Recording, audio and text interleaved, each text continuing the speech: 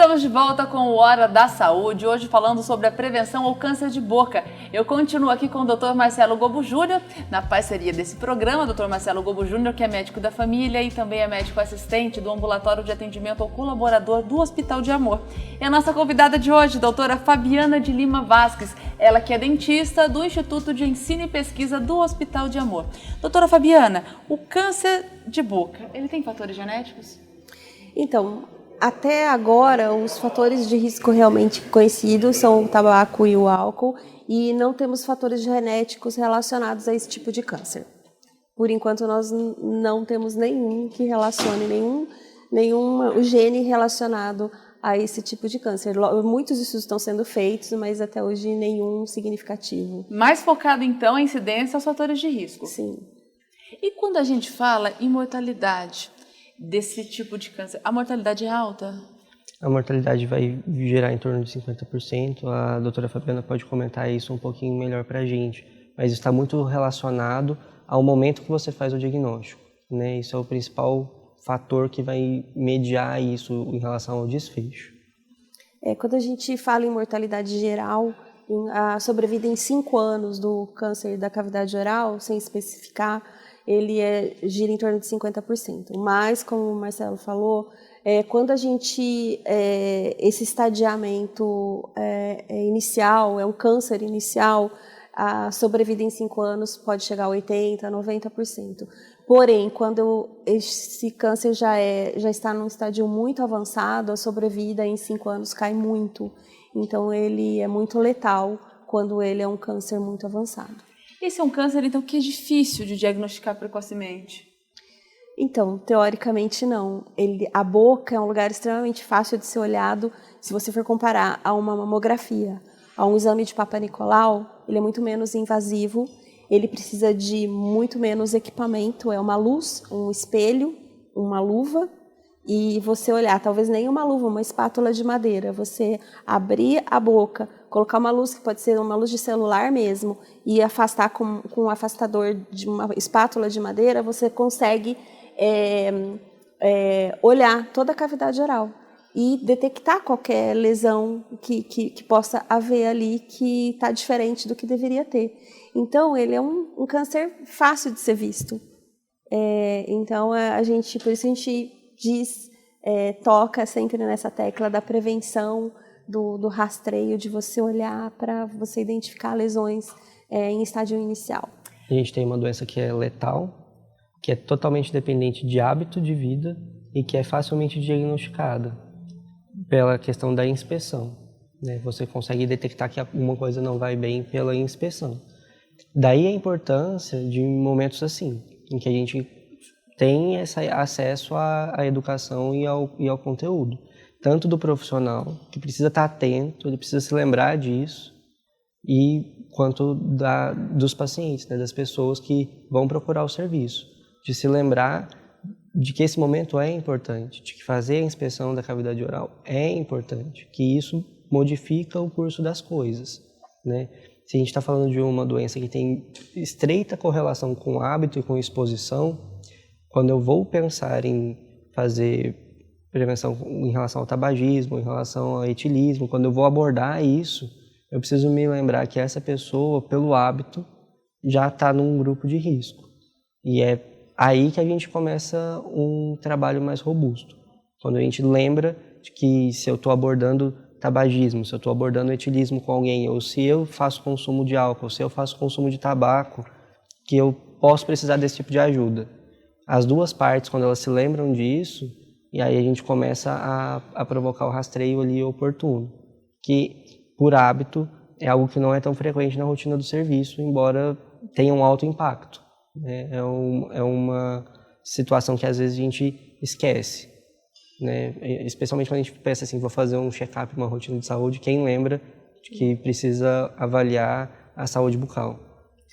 E lembrando, sempre eu gosto de lembrar que a nossa população alvo do risco para o câncer bucal é uma população refratária. É extremamente difícil alcançar essa população, que são homens com mais de 40 anos que fumam e bebem. Então, são pessoas que geralmente não procuram o serviço de saúde.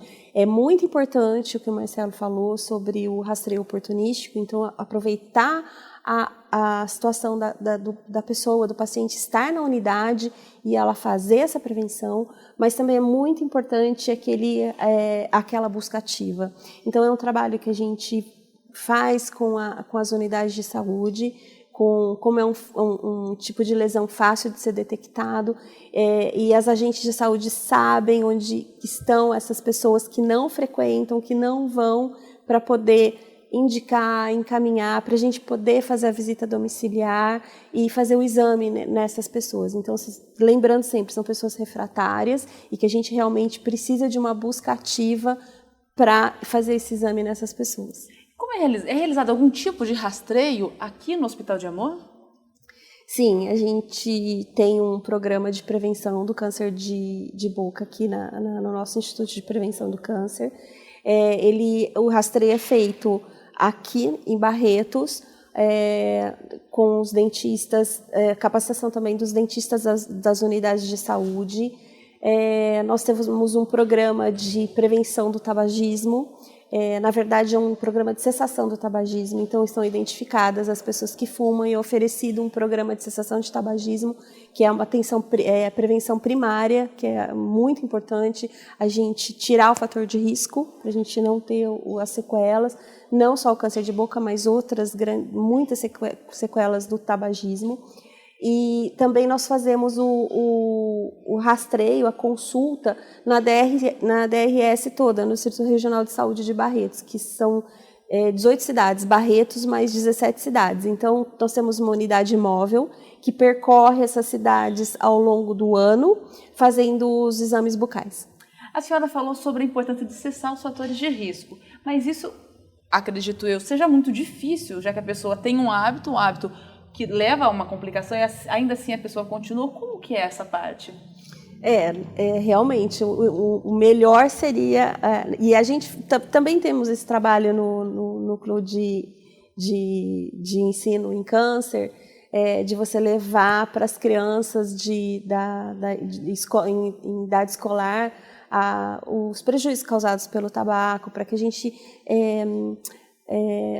possa prevenir que essa criança não experimente o tabaco e tenha uma vida livre desse hábito.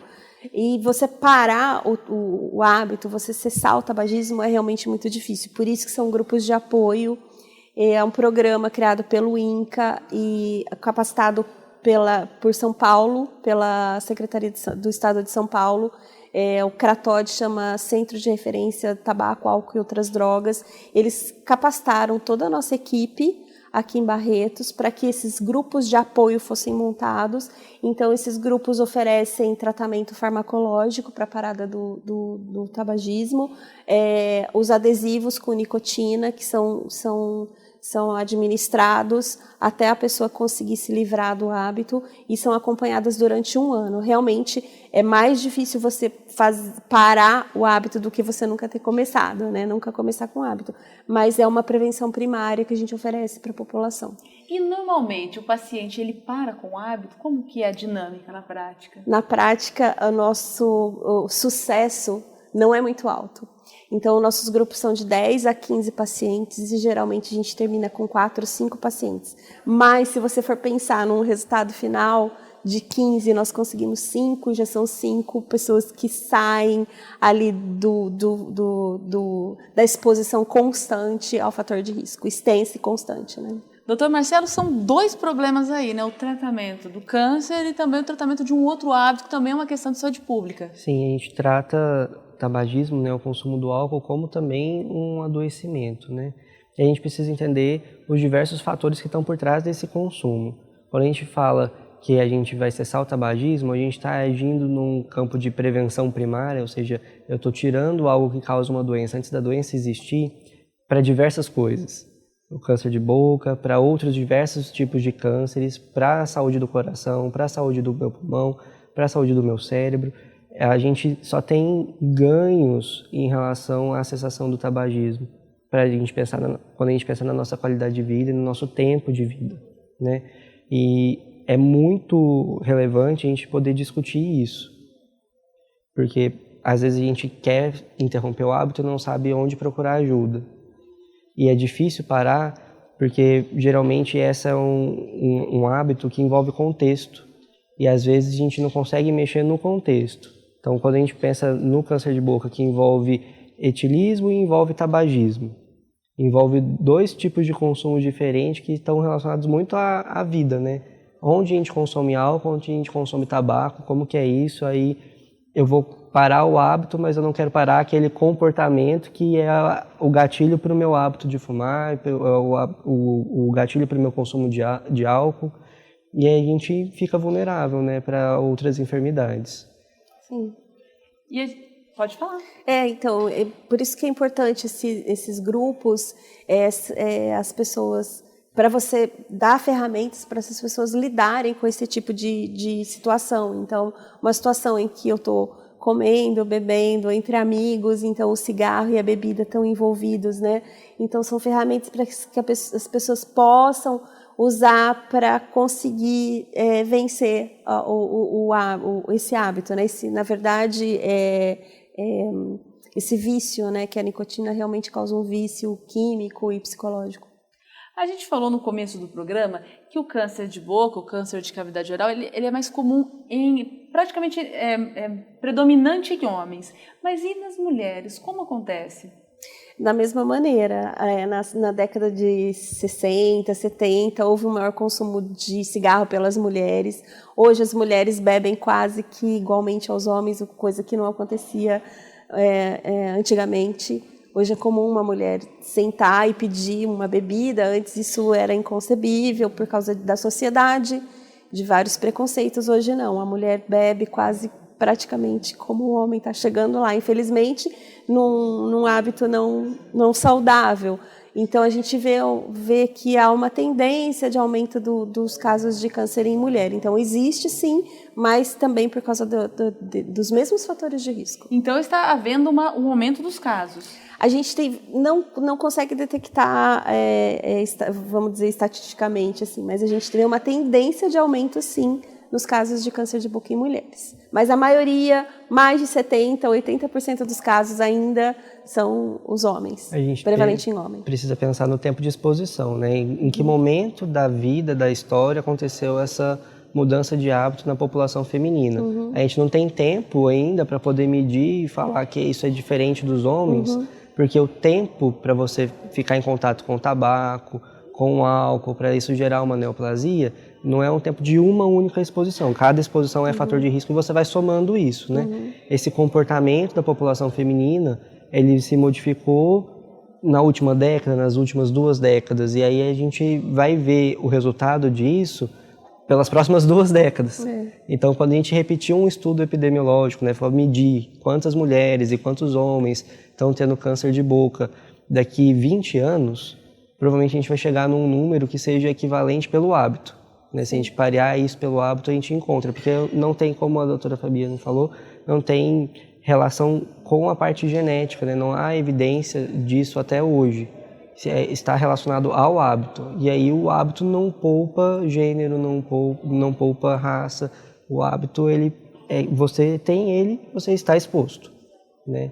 E daí a importância da conscientização de todo mundo. Esse é o Hora da Saúde de hoje, estamos falando sobre a prevenção ao câncer de boca. Eu continuo depois do intervalo conversando com o Dr. Marcelo Gobo Júnior e com a doutora Fabiana de Lima Vasques, dentista do Instituto de Ensino e Pesquisa do Hospital de Amor. Até daqui a pouco, vamos falar sobre o tratamento desse tipo de câncer.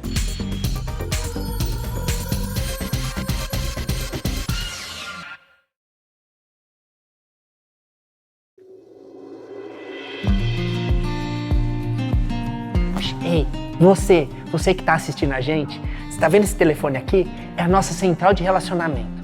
Então eu quero incentivar você a fazer parte do Hospital de Amor e doar. Isso mesmo, porque assim como a minha história, inúmeras crianças têm sido salvas pelo Hospital de Amor. Então eu quero convidar você. Liga, tá?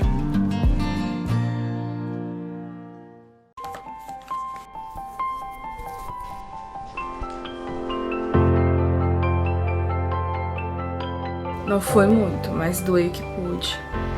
Querendo Deus, logo tudo isso irá passar. Avisando a todos.